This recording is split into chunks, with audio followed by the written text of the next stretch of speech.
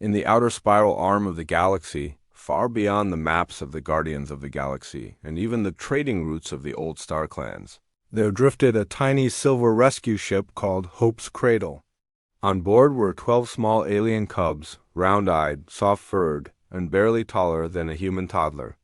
They were the last survivors of a dying world.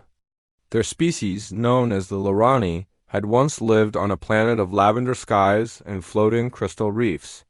But when their sun began to collapse, chaos followed. In the final hours, a group of human explorers stationed nearby made a choice that would echo through the stars. They chose compassion. The humans loaded the Lorani cubs onto their own emergency vessel, sacrificing cargo space, supplies, and even their comfortable return journey. They didn't hesitate. As Captain Elena Torres had said, "No child gets left behind." Not on our watch. Now the ship drifted toward Earth. The cubs were frightened. Their big golden eyes shimmered with confusion as they huddled together in the observation bay. Everything smelled different. The gravity felt strange. Even the light seemed too bright. That was when Malik, the ship's youngest engineer, had an idea. "I think," he said, staring at the ship's limited food supplies, "we need something sweet." Earth food stores were running low. There were ration bars, protein packs, and emergency hydration gel. Nothing comforting. Nothing warm. Nothing that tasted like hope. Then Malik spotted a crate labeled Mango PULP Karachi Agricultural Exchange. He grinned. Back on Earth, in the bustling city of Karachi, mango season was sacred. Streets filled with the scent of ripe fruit. Vendors called out proudly about sundry and chansa varieties. Families gathered to slice, blend, and savor. Malik remembered his grandmother's kitchen. He grabbed a blender unit from the galley. With careful hands, he mixed mango pulp, powdered milk from rations, sugar crystals, and purified water. The blender hummed loudly, startling the cubs. They squeaked and hid behind one another. "It's okay," Malik said softly, kneeling to their level. "It's just a human treat." "You're safe." He poured the golden liquid into small cups and offered one carefully. The bravest cub, a tiny one with a darker stripe across her fur, sniffed it first. Her whiskers twitched. Slowly, she dipped a small claw into the shake and tasted it. Her eyes widened. She made a sound none of the humans had heard before, a high, melodic chirp that vibrated like crystal bells. Within seconds, the other cubs crowded around. They sipped. Then they gulped. Then they chirped together in rising harmony. The entire ship seemed to glow with their joy. Captain Torres blinked back tears. "What is that?" she whispered. Malik laughed. "Mango shake, Captain." The cubs finished every drop. Soon, they began tugging gently at Malik's uniform, pointing at the blender and making hopeful little trills. From that day on, mango shake became part of the rescue ship's daily routine. Something remarkable happened. The cubs, once quiet and trembling, began exploring the ship corridors. Their natural bioluminescent patterns, soft streaks along their fur, grew brighter each day. The ship's medical AI confirmed it. Their stress levels had dropped significantly. Nutrition analysis showed mango sugars were easily digestible for the Lorani metabolism. The vitamins strengthened their immune systems. But more than that, the drink symbolized safety. It symbolized care. One evening, as Earth finally filled the viewport, a brilliant blue marble floating in darkness, the cubs gathered again in the observation bay. Malik handed out mango shakes. The smallest cub climbed onto his shoulder. Her tiny paw rested against his cheek. She chirped softly. The ship's translator device flickered. "And then, friend," it interpreted. The humans froze. The cubs had been learning. Captain Torres stepped closer. "Can they understand us?" The translator processed more chirps.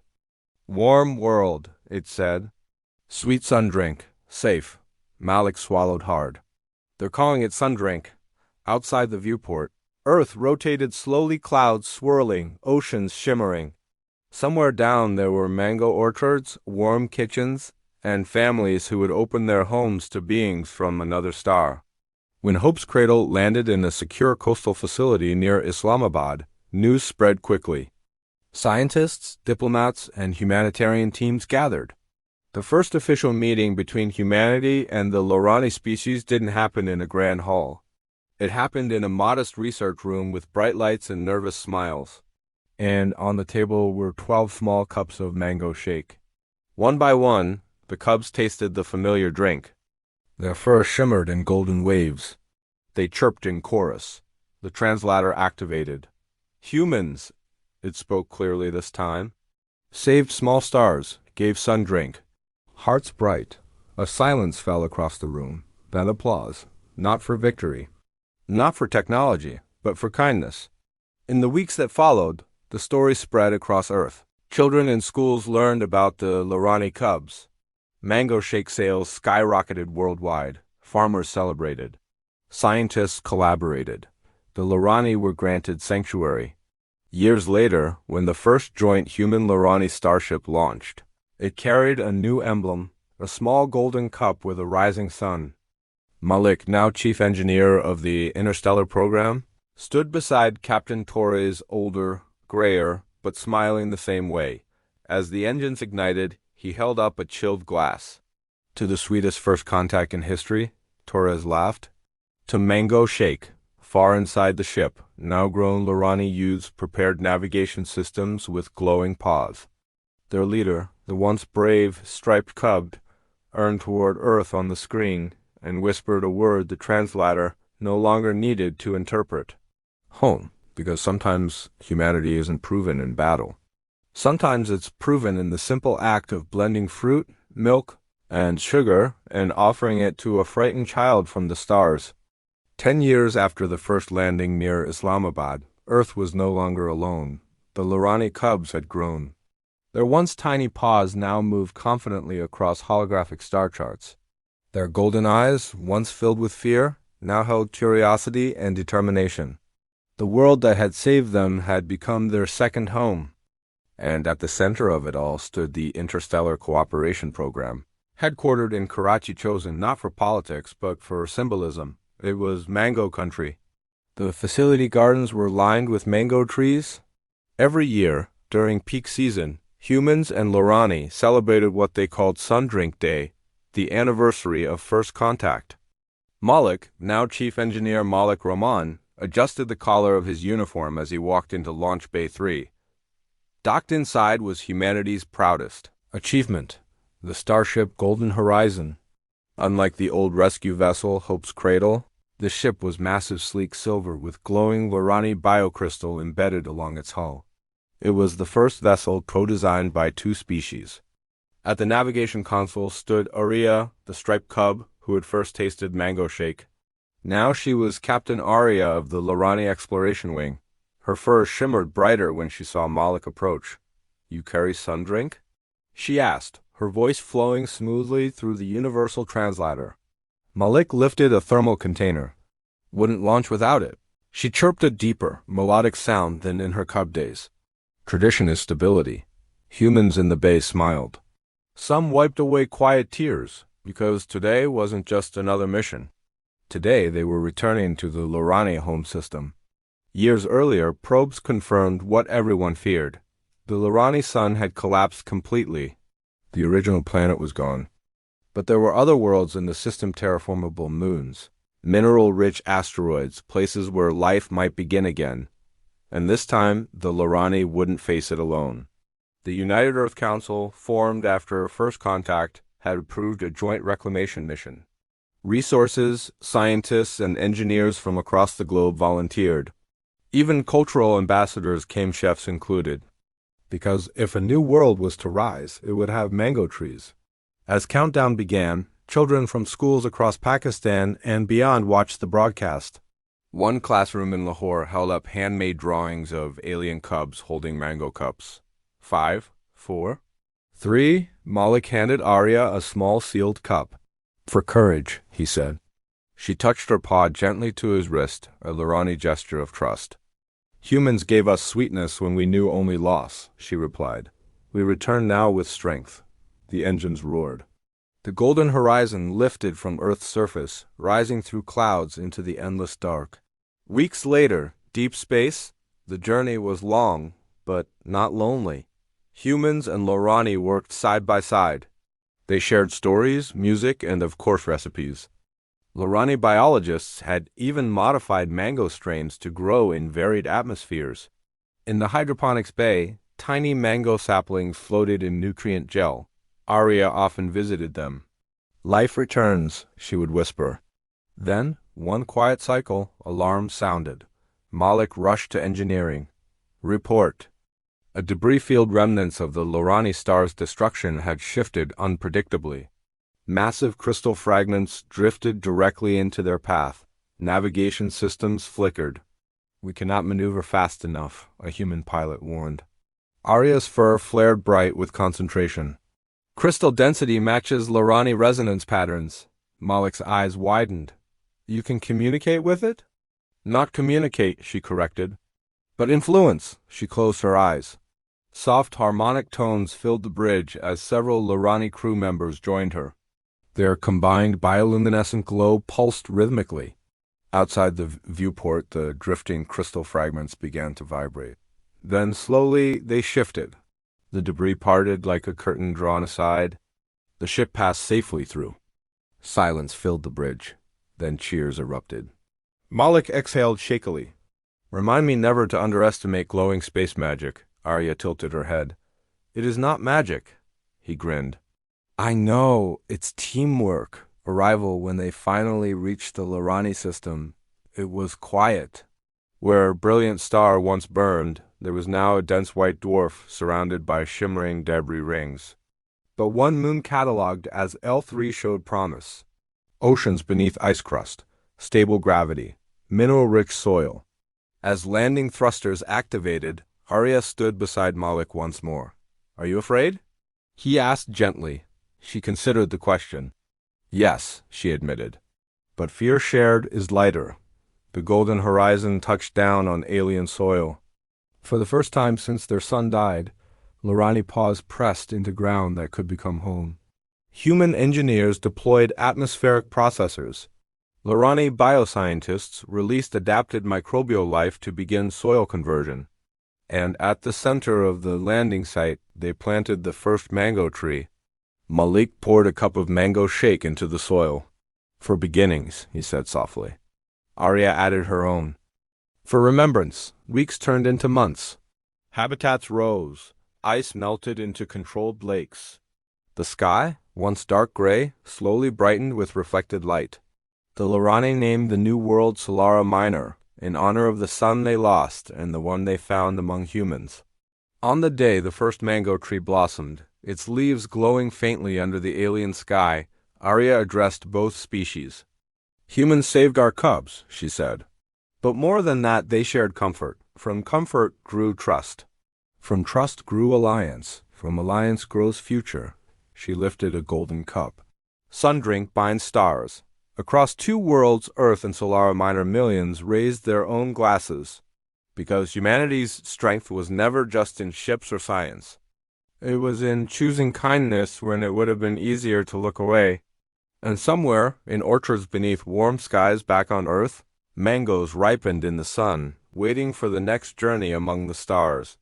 On Solara Minor, the first mango orchard shimmered beneath a sky that was slowly learning how to be blue. The terraformers had done their work well. Lakes reflected pale light from the distant white dwarf. Human-built habitats stood beside elegant Lorani crystal structures that hummed softly in harmonic resonance. Between them grew rows of mango trees, genetically adapted descendants of fruit once harvested in Karachi. Captain Arya stood beneath the tallest tree, her striped fur glowing gently as ripe fruit dangled above her. "It smells like memory," she said quietly. Malik, older now, silver threading through his hair, smiled as he checked the irrigation drones. On Earth, mango season means summer vacation, ceiling fans, and sticky hands. Arya chirped warmly. "Sticky hands are honorable," he laughed. "We'll add that to the Alliance Charter." But this peace would not remain undisturbed. The signal, 3 weeks after the first harvest festival, long-range sensors detected something unusual at the edge of the system. Not debris, not a comet, a vessel. It was massive, long, and curved like a crescent blade, its hull reflecting starlight in shifting patterns. No known human or Lorani design matched it. Solar Miner fell into alert mode. On Earth, inside the United Earth Council chamber near Islamabad, leaders watched the live feed with tense silence. Unknown origin, reported analysts. Energy signatures non-hostile but powerful. Malik joined Arya aboard the Golden Horizon, still docked in orbit. You ready for another first contact? He asked. Arya's bioluminescence flickered thoughtfully. If they are frightened, she said, we offer sundrink. The crescent ship slowed as it approached. A beam of pale green light extended not as a weapon, but as a scan. Then a transmission arrived. It wasn't language, it was vibration. Deep, layered pulses that resonated against Lorani crystal systems. Arya closed her eyes. They speak in pressure harmonics, slow, ancient. The translator struggled, then stabilized. A voice emerged, calm, resonant. New lights grow where star once died. Explain. Malik stepped forward. This is Captain Malik Rahman of the Mango Shake Alliance. We come in peace. There was a pause. Mango Shake Alliance? The voice repeated, as if testing unfamiliar flavors of sound. Arya responded, her tone steady. We were children once. Humans saved us. We rebuilt together. Another silence. Then, we are the Veyrun. We observed your star collapse cycles ago. We recorded extinction. Malik exchanged a glance with Arya. Yeah, he muttered softly. About that. The Veyrun delegation arrived in orbit within a crystalline shuttle. They were tall, slender beings encased in semi-transparent exoshells. Light pulsed through their bodies like slow lightning trapped in glass. They did not walk. They hovered. Their leader introduced itself as Thriel. Survival after stellar death is statistically negligible, Thriel stated. You defy projections. Arya stepped forward. We did not survive alone, Malik signaled the galley crew. Moments later, a tray was brought forward. 3 cups, golden, cold. Thriel's internal light brightened. What function does this substance serve? Malik smiled. Technically? Nutritional beverage. Historically? It saved a dozen scared cubs. Arya added gently, it is called Mango Shake. We share it with those we trust. There was hesitation among the Veyrun. Their species metabolized energy differently through photonic absorption and mineral infusion, but they scanned the liquid. Organic sugars, fat molecules, water, no toxin. Thriel extended a slender tendril of light into the cup. The liquid shimmered. Internal pulses accelerated. The Veyrun S exoshell glowed brighter than before. Unexpected, Thriel said. Another Veyrun hovered closer and repeated the action. Soon, soft ripples of luminous color passed between them, communication through shared sensation. Malik leaned toward Arya. Is that good? Her fur shimmered gold. They are delighted. Thriel faced them again. Flavor triggers complex pleasure cascade. We have no equivalent cultural ritual. Malik chuckled. Trust me. Neither did we until recently. The test, yet not all Veyrun were convinced. Our archives record thousands of species, Thriel continued. Cooperation rarely sustains across evolutionary divergence. Arya's gaze remained steady. Then observe, she gestured toward Solar Miner below. Human engineers adjusted climate regulators. Lorani scientists calibrated soil microbes. Children human and Lorani ran between mango trees laughing. One small human girl offered a Lorani child a half-sliced mango. Sticky hands, honorable, indeed. Thriel's internal lightning softened. You rebuilt culture from extinction, the Veyrun leader said slowly. With sweetness, Malik shrugged lightly. Turns out, kindness scales better than conquest. There was a long pause. Then Thriel transmitted a system-wide signal to its crescent ship. We will enter Alliance trial phase. Cheers erupted aboard the Golden Horizon. The third planning weeks later, beneath Solar Miner's brightening sky, 3 species gathered. A new orchard was prepared. Not only mango trees this time, but crystalline Veyrun energy pylons woven between them, designed to enhance stellar light capture and soil vitality. Thriel addressed the assembly. We studied your survival. Conclusion: nourishment extends beyond biology. Ritualized sweetness reinforces cooperative bonding. Malik whispered to Arya, They make it sound so scientific. Arya's eyes glowed warmly. It is. Together they planted a hybrid grove mango trees rooted beside luminous mineral spires. Arya added hers. After a brief hesitation, Thrio released a beam of condensed stellar light into the ground. For shared future, the Veyrun declared. Across space, on Earth in classrooms from Lahore to distant continents, children watched the broadcast. 3 species, 1 orchard. Golden cups raised beneath alien skies. Epilogue. Years later, historians would call it the third taste, the moment when the Mango Shake Alliance expanded beyond survival into true interstellar unity. Because humanity's greatest export was never its ships, nor its technology. It was the simple decision, repeated again and again, when faced with the unknown, to offer something sweet instead of something sharp. And in the quiet hum of Solar Miners' orchards, beneath leaves that shimmered with light from 2 different stars, laughter echoed. Sticky hands, glowing fur, crystalline lightning, and 3 civilizations bound together by Mango Shake.